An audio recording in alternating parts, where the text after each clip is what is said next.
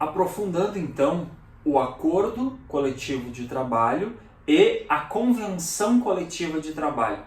Onde é que a gente vai ter a base legal para isso? Lá no artigo 7º da Constituição Federal, inciso 26, tá?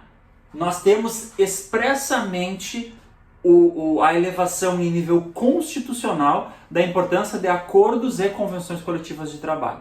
Tá? Então, o que nós vamos ver? Nós vamos ter o artigo 7º, inciso 26, vou anotar aqui, CF/88, igual artigo 7º, inciso 26. Tá lá, acordos e convenções coletivas de trabalho. E na CLT, eu vou aprofundar um pouquinho mais na CLT, inclusive com mudanças decorrentes agora da reforma trabalhista, tá? Mas eu tenho os artigos 611 e seguintes ali, que tratam sobre acordos e convenções coletivas de trabalho. Principal ponto: não é absoluta a possibilidade de negociação da convenção coletiva de trabalho. Então se discutia muito na doutrina e na jurisprudência o que pode ser objeto de convenção ou acordo coletivo de trabalho. É efetivamente uma negociação?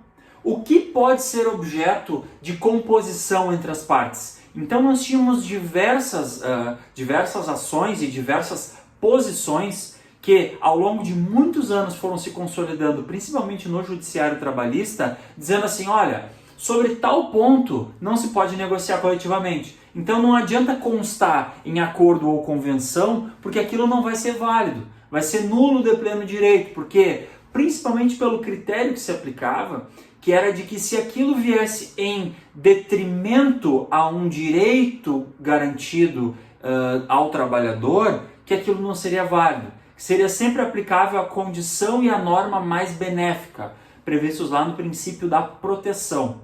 Tá? Então, o que ocorreu com a reforma trabalhista? A partir da reforma trabalhista, nós temos, além do artigo 611 caput, o artigo 611 originário, primitivo, por assim dizer, nós temos agora o artigo 611A e o artigo 611B.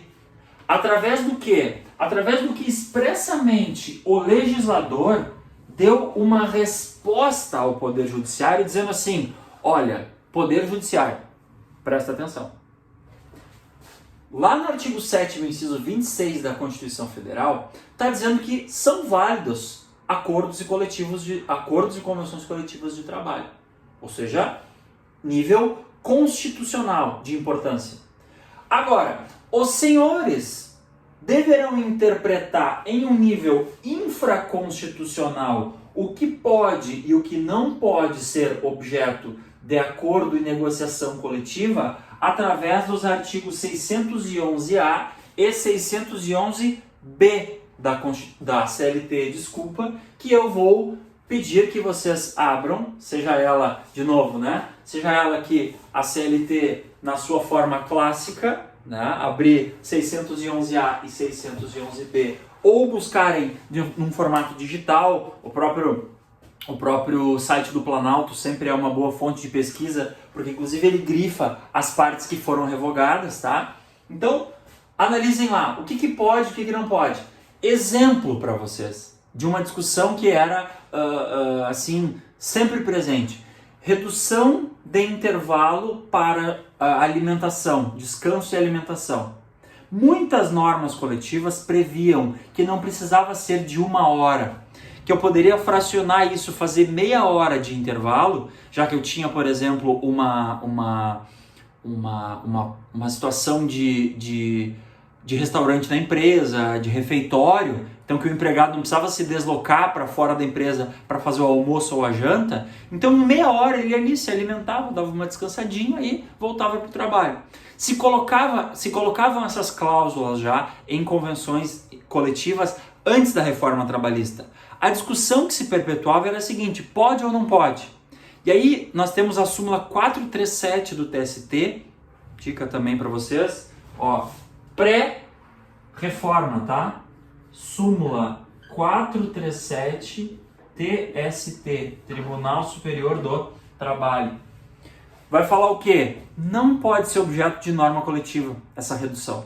Porque é uma questão de saúde do trabalhador e de segurança do trabalhador. E assim sendo, é infenso a negociação coletiva. É assim que se falava. Tá? Então, saibam que nós temos uma súmula dizendo isso do Tribunal Superior do Trabalho. Era a discussão que estava perante o Judiciário, é a discussão que os artigos 611A e 611B, recém pode-se dizer, são de 2017, recém-editados, estão trabalhando em o quê? Em dizer assim, olha, agora isso pode ser objeto de norma coletiva e isso não pode ser objeto de norma coletiva. Um dos pontos trazidos como novidade nessa reforma foi a possibilidade de redução do intervalo intrajornada, como se chama. Tá? Então, para vocês entenderem, tá aqui a base legal das normas coletivas, acordos e convenções. Isso que eu expliquei para vocês diz respeito ao objeto do que pode ou deve ou não deve ser objeto de negociações coletivas.